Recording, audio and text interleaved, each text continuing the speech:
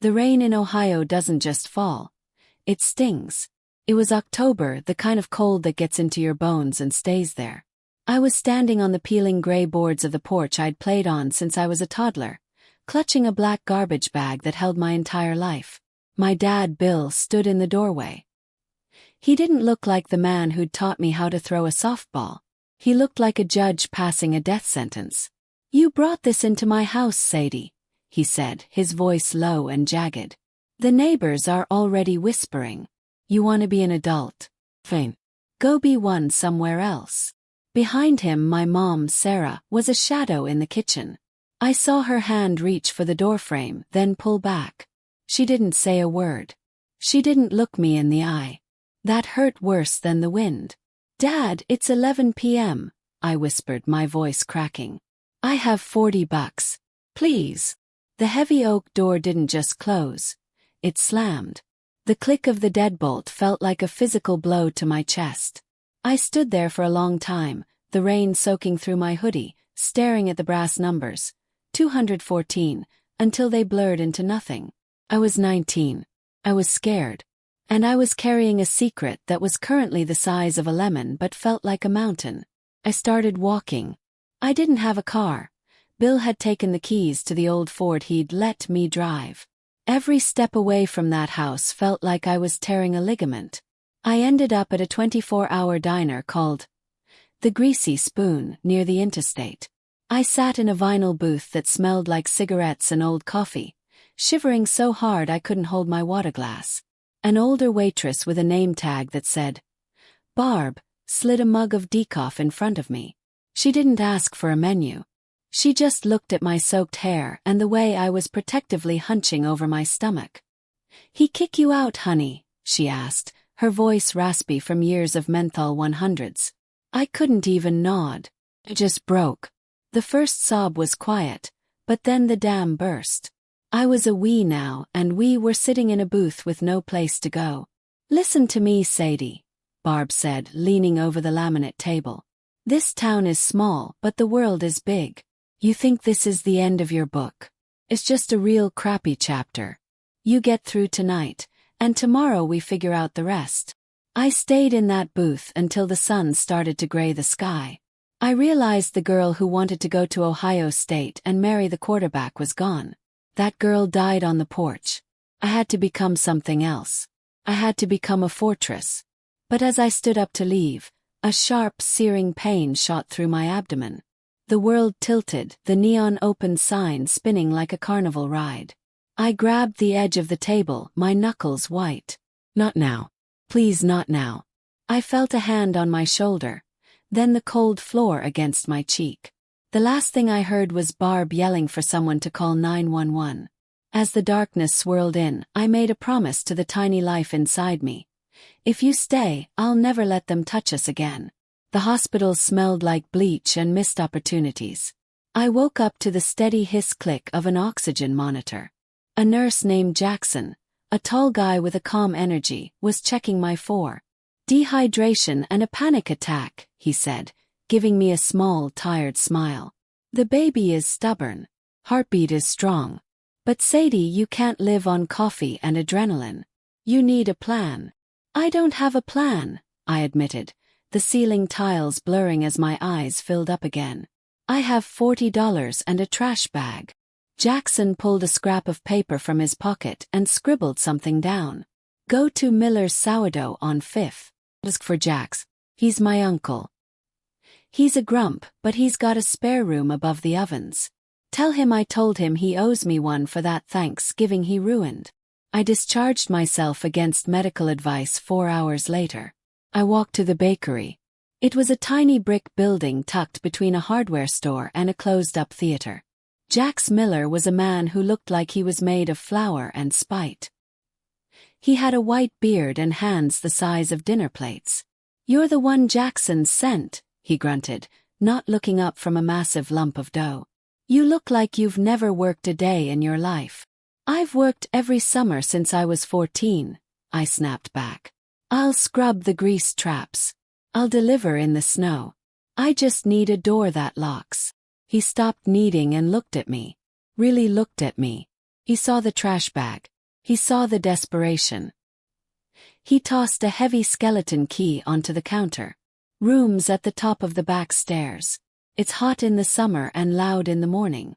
Shift starts at 3:30 a.m. Don't be late or you're back on the street. The room was a converted closet with a cot and a sink. But to me it was a palace. For the next 6 months, I lived in a haze of yeast and exhaustion.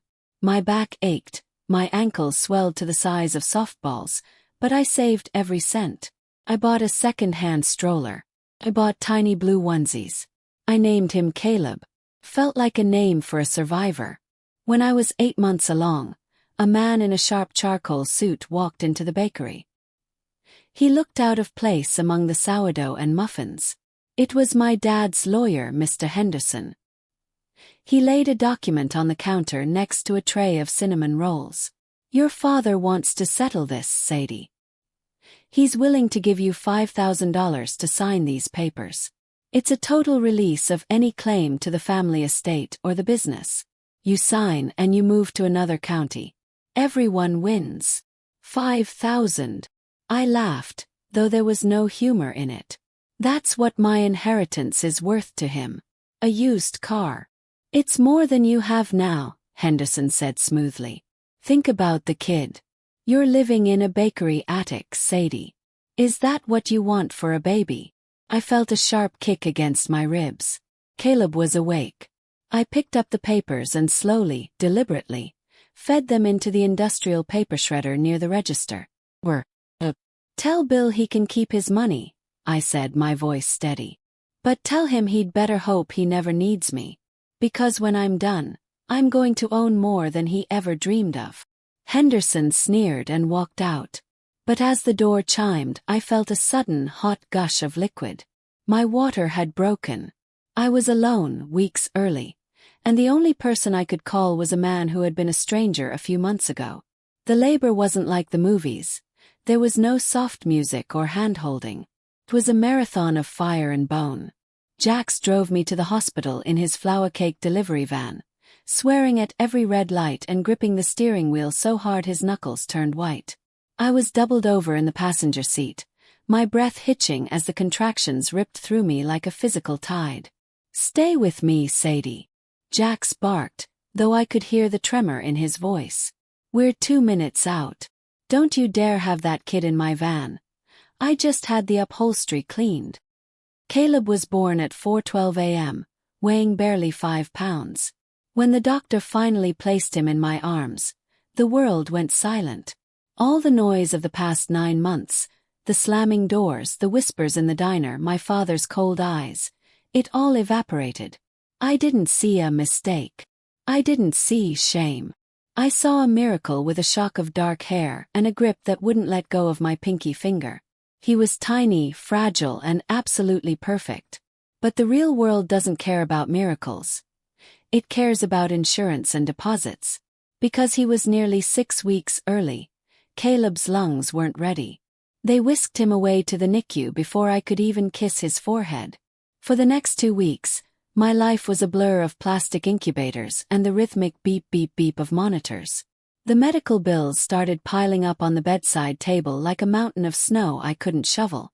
$15,000. $28,000. Numbers that looked like a foreign language to a girl with a waitress's savings. I went back to work at the bakery 4 days after giving birth. My body screamed at me to lie down, but my heart told me to keep moving. I wore a cloth sling and kept Caleb against my chest once he was discharged, the heat from the ovens keeping him warm while I bagged sourdough rolls. Jax didn't say much. He wasn't a man of many words, but he started leaving extra heavy cream and eggs in my upstairs fridge. He forgot to record my rent for 3 months straight. You're smart, kid, Jax said one rainy Tuesday as we closed up. He was watching me balance the ledger while nursing Caleb with a bottle in the other hand. You've got a head for numbers. Why are you wasting your life scrubbing my greased traps? I'm just trying to survive, Jax, I whispered, wiping flour off Caleb's forehead. I just need to keep him fed. Surviving is for people who don't have a choice, Jax grunted, leaning his massive arms on the counter. You You've got a spark. You should be running a boardroom, not a bread shop. Don't let your father's shadow turn you into a ghost. That night, I looked at Caleb sleeping in his crib, which was really just a sturdy laundry basket lined with the softest blankets I could find at the thrift store. I realized Jax was right. I couldn't just be a shield for my son. I had to become a sword. I had to build a life so impenetrable that no one could ever sign us away or look down on us again. I pulled out a battered laptop I'd bought for $50 from a pawn shop and opened a blank document. I started researching night classes for data science. My life became a cycle of caffeine, diapers, and coding until my eyes burned. Every time I felt like quitting, I'd look at that sonogram photo taped to the wall, the one that had started it all, and I'd keep typing. I didn't know then that the bakery baby would grow up to be the most powerful man in the state. I just knew that the next time my father saw me, I wouldn't be asking for a place to stay. I'd be the one holding the keys. The next decade was a blur of grit and gray skies. We moved out of the bakery attic when Caleb was 4. I'd landed a junior analyst job at a mid-sized tech firm in Columbus, and for the first time in years, we had a door that didn't smell like yeast and a heater that actually worked. I remember the day we left. Jax handed Caleb a small wooden rolling pin he'd carved himself. "Don't forget where you came from, little man," Jax said, his voice unusually thick. "The world is going to try to make you forget the smell of hard work. Don't let it."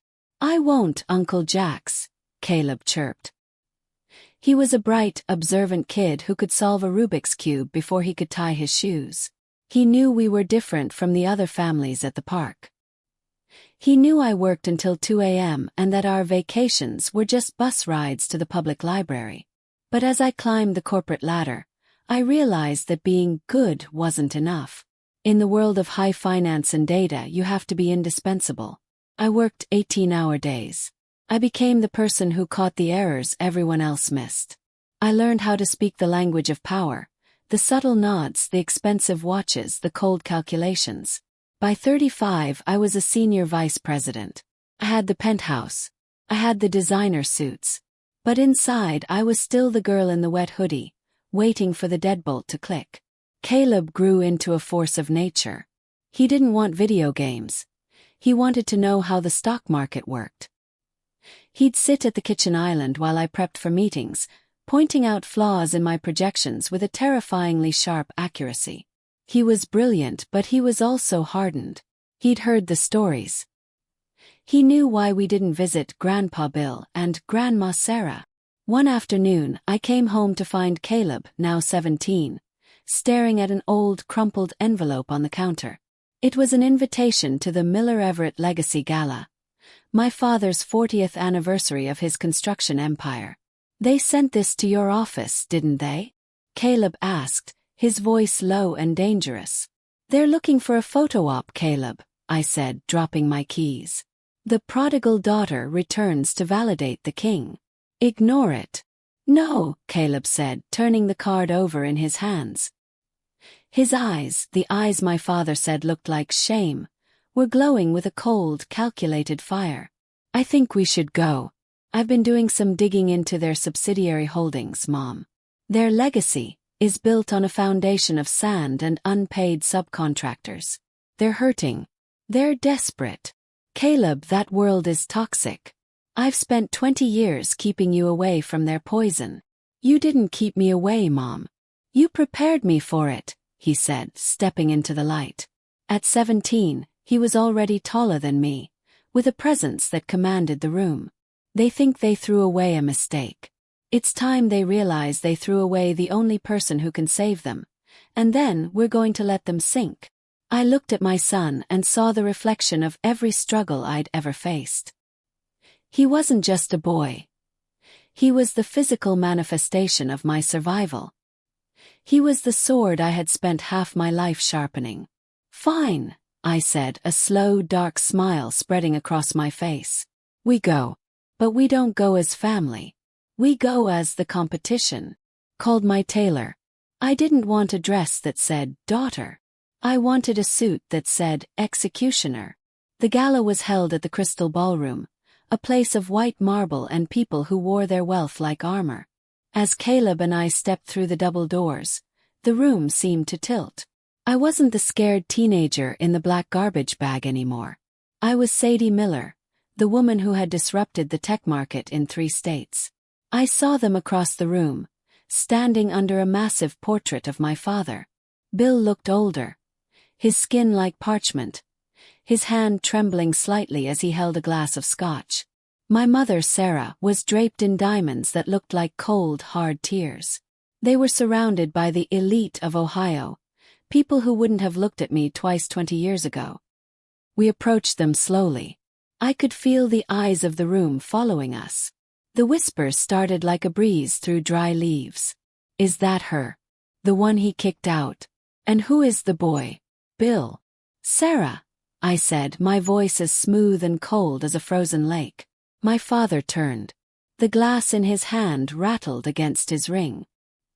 He looked at me, then at the sharp, expensive cut of my suit, and finally at Caleb. He paled. The recognition was a physical blow. Sadie, he croaked.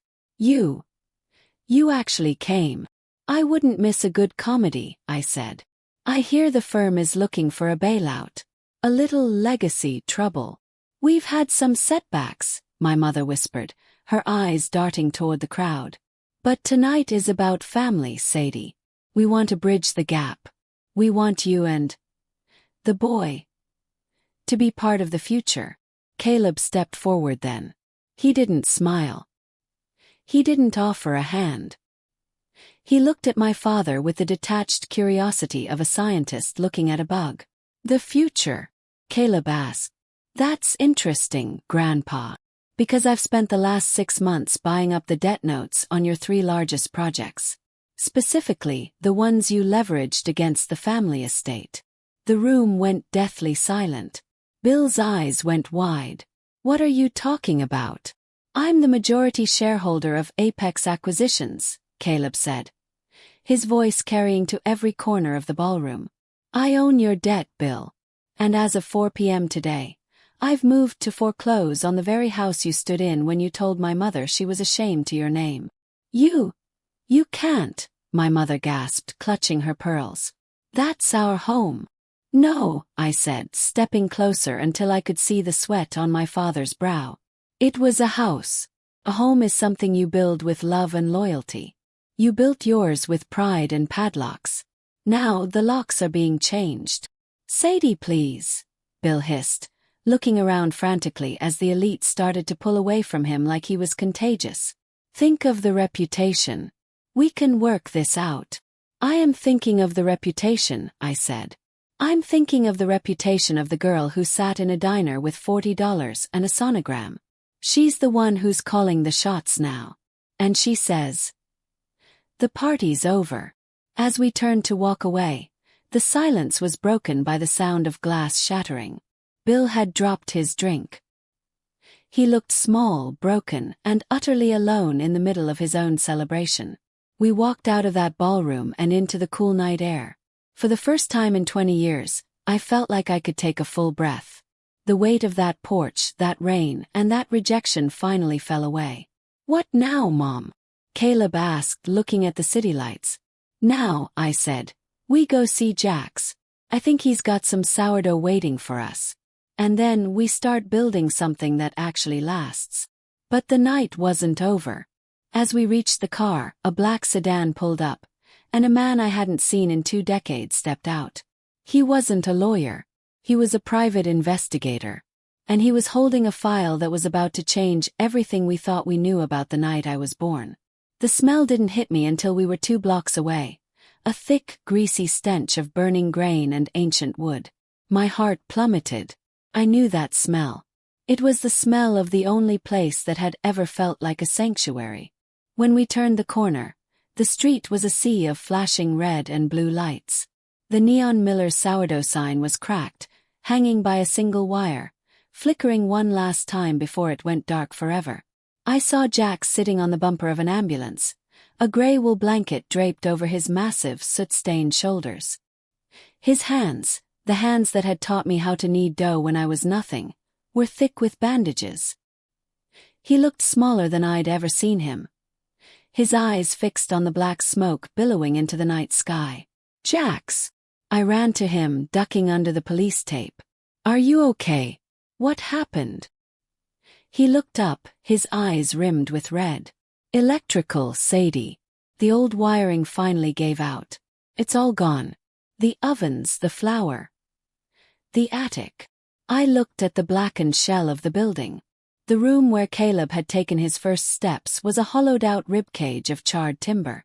It felt like a second rejection, as if the universe was determined to erase every trace of the life I'd fought so hard to build. "It's just a building, Jax," Caleb said, kneeling in front of the old man. "We can rebuild it. Bigger. Better." "With what?" Jax laughed, a dry, hacking sound. "The insurance company has been looking for a reason to drop me for years because of the risk. I'm 75, Caleb. I don't have another rebuild in me. I'm done."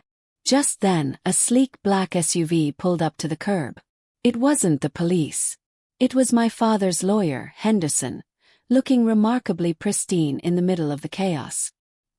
He stepped out with a clipboard, his eyes scanning the ruins with a predatory glint. "Perfect timing," Henderson said, walking toward us. "Mr. Everett, your father, Sadie, had a standing offer on this lot. He wanted it for his new Everett Plaza development. Since the structure is now a total loss, the offer has naturally dropped. But he's willing to take the liability off Jax's hands for a fraction of its value. It'll cover your medical bills, Jax." I felt a surge of rage so cold it made my vision blur. Even as his own empire was crumbling under Caleb's acquisitions, Bill was still trying to crush the people I loved. It was a power play. A final, "screw you," to the daughter who dared to challenge him. "He bought the debt, didn't he?" I asked, stepping toward Henderson. "The mortgage, actually," Henderson smirked. "Jax was behind on 2 payments last winter. Your father bought the note 3 days ago. He owns the land, Sadie. Technically, Jax is trespassing on Everett property right now." Caleb stood up slowly, his eyes like flint. "The transfer hasn't cleared the county auditor's digital registry yet. I checked it 5 minutes ago on the way here." "It's a formality," Henderson dismissed him. "No," Caleb said, pulling his tablet from his jacket. "It's a window. Mom, what's the outstanding balance on the mortgage?" I knew Jax's books by heart. 212,000. Caleb's fingers flew across the screen. "Done. I just wired the full payoff amount plus interest to the bank. The lien is satisfied. The property belongs to Jax, free and clear. And since I also just bought the 2 neighboring lots through a holding company, your Everett Plaza just lost its only street access." Henderson's jaw dropped. You can't do that, Mom," Caleb asked, sensing the shift in my energy. "I'm fine," I lied. I thought justice would feel better than this." "It's not over," Caleb whispered, looking at the PI's file he was still clutching.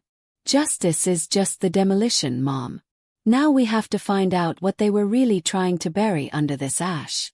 The Everett estate felt like a mausoleum. The iron gates creaked as I drove through, the sound like a moan from a dying era. The gardens were overgrown. Bill's legal troubles had already started to drain the life out of the place. I walked up the front steps, the same porch where I'd stood in the rain 20 years ago. I didn't knock. I still had the key I'd never turned in. I stepped inside. The house was silent, smelling of lemon polish and heavy, stifling secrets. I found my mother, Sarah, in the sunroom, sitting in a high-backed chair, staring at a wall of family portraits. She didn't turn when I entered. "He's going to lose it all, isn't he?" she asked. Her voice was thin like ancient lace. "Caleb doesn't miss," I said, standing in the doorway. "The fraud, the embezzlement. It's all coming out. Bill's legacy is a crime scene, Mom." "I should have helped you," she whispered, a single tear tracking through her heavy makeup. "That night, I watched you through the window. I wanted to run out. I really did. But you didn't," I said, my voice as hard as granite. "You chose the house. You chose the pearls. You chose the man who treated his daughter like a bad investment. And now I'm here to offer you the same choice you gave me. I laid a document on the small marble table. This is a power of attorney for the Everett Trust. Bill is incapacitated by the upcoming indictments. You are the sole remaining director. Sign this over to me, and I'll make sure the feds don't look too closely at your personal accounts or the jewelry Bill gifted you from the company funds. You're blackmailing me, she asked, a spark of the old Everett pride flickering. I'm giving you an exit, I countered. Sign it, and you can keep this house until the bank seizes it. You can live out your days in your gilded cage. But the money meant for charity is going to go to people who actually need it. To girls who are currently standing in the rain. She looked at the pen. She looked at me. For a moment, I saw a flash of the woman who used to read me bedtime stories. But then she looked at the portraits on the wall, the legacy of lies she'd helped build. She signed. As I took the paper, she reached out for my hand. Sadie. Can I see him? Caleb. Just once. I pulled my hand away, the coldness in my chest final. No. You don't get the reward without the work, Sarah. You didn't want the mistake, remember? You don't get the genius CEO now. I walked out of that house and didn't look back. I had the fund. I had the resources. A month later we broke ground. Not on a shopping mall, but on the Jackson Sadie Center. A state-of-the-art facility for young displaced mothers. A place that offered housing, childcare, and most importantly, the tech training they needed to build their own fortresses. Life was finally settling into a rhythm of peace. But there was one more shadow from the past that hadn't been accounted for. A week after the opening, I received a collect call from a state penitentiary. My father. I won't accept it, I told the operator. But then a different voice came on. Chaplain. Ms. Miller. Your father had a stroke in the infirmary. He's asking for you. He says. He says there's something you don't know about the night you were born. Something about Jax. I felt a chill that had nothing to do with the weather. Caleb, I called out into the hallway. Get your coat. We have to go to the prison. The story isn't finished. The prison infirmary was a grim place, smelling of bleach and dying hope. Bill looked small in the hospital bed, hooked up to machines that wheezed with every breath. The stroke had taken his right side, leaving his face lopsided and his speech slurred. But his eyes, they were still sharp, still full of the same calculated malice. You came, he croaked. Tell me what you told the chaplain, I said, standing at the foot of the bed. I wouldn't sit. I wouldn't give him that comfort. He looked at Caleb, who stood by the door like a silent sentinel. The boy. He has the eyes. Not mine. Thomas's eyes. Whose eyes, Bill? Asked. Who is Thomas? Bill let out a wet, rattling breath.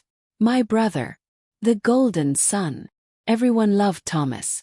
My father left him everything. But Thomas. He had a child with a woman from the wrong side of the tracks. My father was disgusted.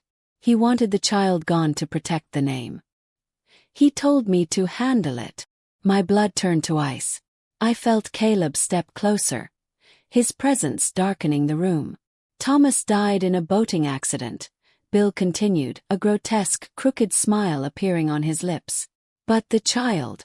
I didn't get rid of him. Kept him close.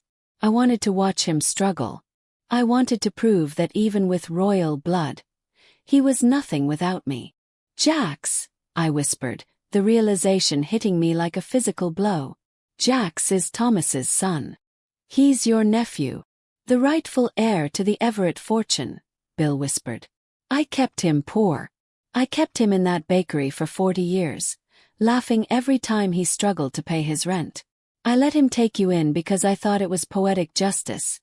Two nothing people in a nothing shop. I kicked you out, Sadie, not because of the baby, but because you were starting to look like her. Thomas's woman. I saw the defiance in you, and I had to break it before you found out who you really were. You're a monster, Caleb said, his voice vibrating with a quiet, lethal rage. I'm an Everett, Bill corrected him. I did what was necessary. We walked out of that prison in a daze. The world looked different. The buildings, the streets. It all felt like it was built on a foundation of stolen lives and buried legacies. Jax wasn't just a kind baker. He was the king of the empire my father had stolen. Every struggle Jax had faced, every night he'd worried about the ovens, every cent he'd scraped together, it had all been a game to my father. What do we do, Mom? Caleb asked as we got into the car. We do what's right, I said, looking at the file the PI had given us. It contained the original will, the one Bill thought he'd burned. We give it back. Everything. Everything. Everything. The firm, the land, the trust. It all belongs to Jax. But when we got to the hospital, Jax wasn't in his room. His daughter, a woman we'd never met who had just arrived from out of state, was standing by the nurse's station looking pale. Where's Jax? Asked, my heart hammering. He had another heart attack an hour ago, she said, her voice. The cycle was repeating.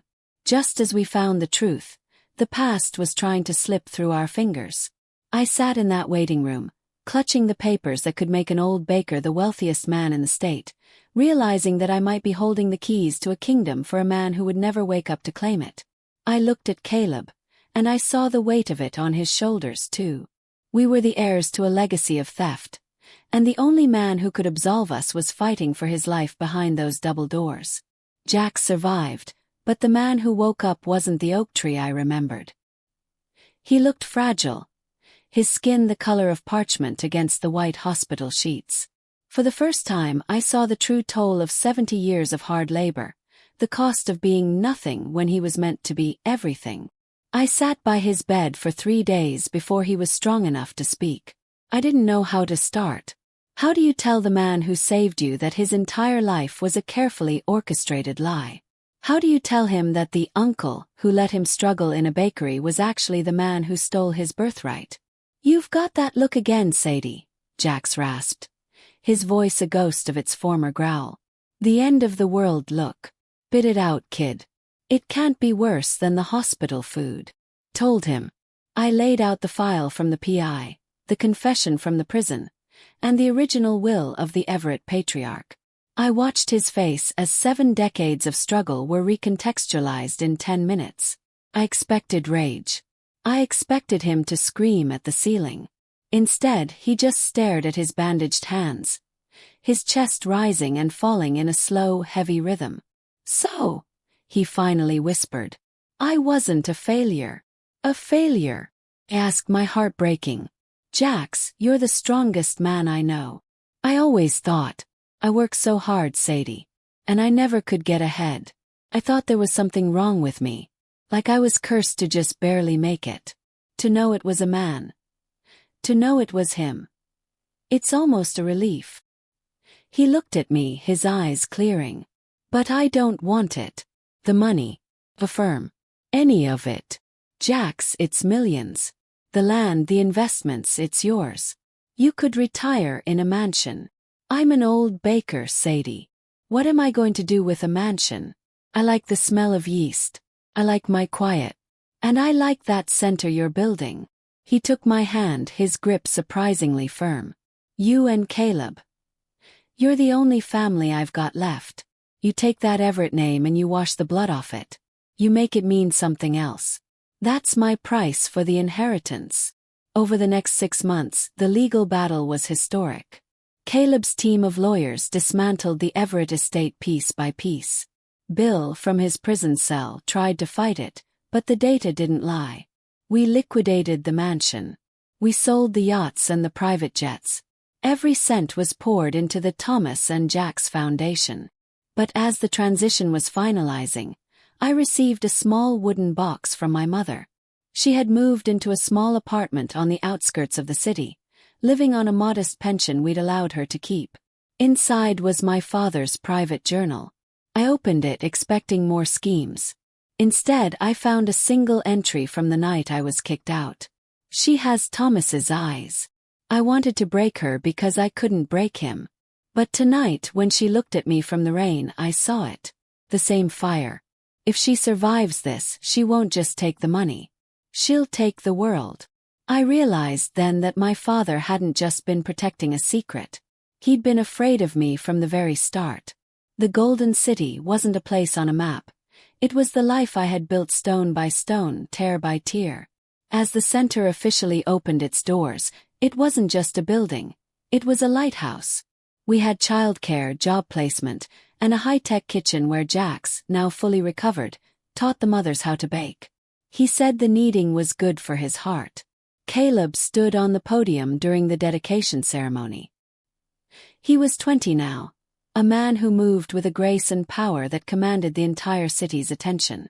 He didn't talk about profit margins or data. He talked about the bakery attic. He talked about the sound of the rain on a tin roof. My mother was told she was a mistake, Caleb said, his voice echoing through the crowd. But a mistake doesn't build a legacy. A mistake doesn't save a community. We aren't defined by the doors that were slammed in our faces. We're defined by the ones we build for others. I sat in the front row, holding Jax's hand. For the first time in 20 years, the tightness in my chest was gone. The girl in the wet hoodie was finally at peace. We had taken the shame of the Everett name and turned it into the pride of the city. After the ceremony, I took Caleb back to that 24-hour diner, the Greasy Spoon. We sat in the same vinyl booth where I'd sat with my trash bag. Barb wasn't there anymore, she'd retired years ago, but the smell of coffee and old dreams was the same. "Why are we here, Mom?" Caleb asked, looking at the worn laminate table. "Because I need you to remember the beginning," I said. "This is where our world started. Not in a penthouse. Right here. With $40 and a heartbeat." I looked out the window. It was raining again, but the water didn't sting anymore. Felt like a cleansing. I saw a young girl standing by the bus stop across the street, looking lost and exhausted. I didn't hesitate. I got up, walked out into the rain, and handed her my card. "There's a place 3 blocks from here," I told her softly. "They're expecting you." As I walked back to the diner, I saw my reflection in the glass. I was the architect of my own destiny. The locks were gone. The rain had stopped. And the Golden City was finally ours. Life will try to break you. It will try to tell you that you're a burden, a shame, or a mistake. It will lock the door and leave you shivering in the dark while the people who are supposed to love you watch from behind the glass. But remember this. The people who try to break you are usually the ones who are most afraid of your strength. My father thought he was throwing me away. He didn't realize he was planting a seed in the only soil rich enough to make it grow, the dirt of reality.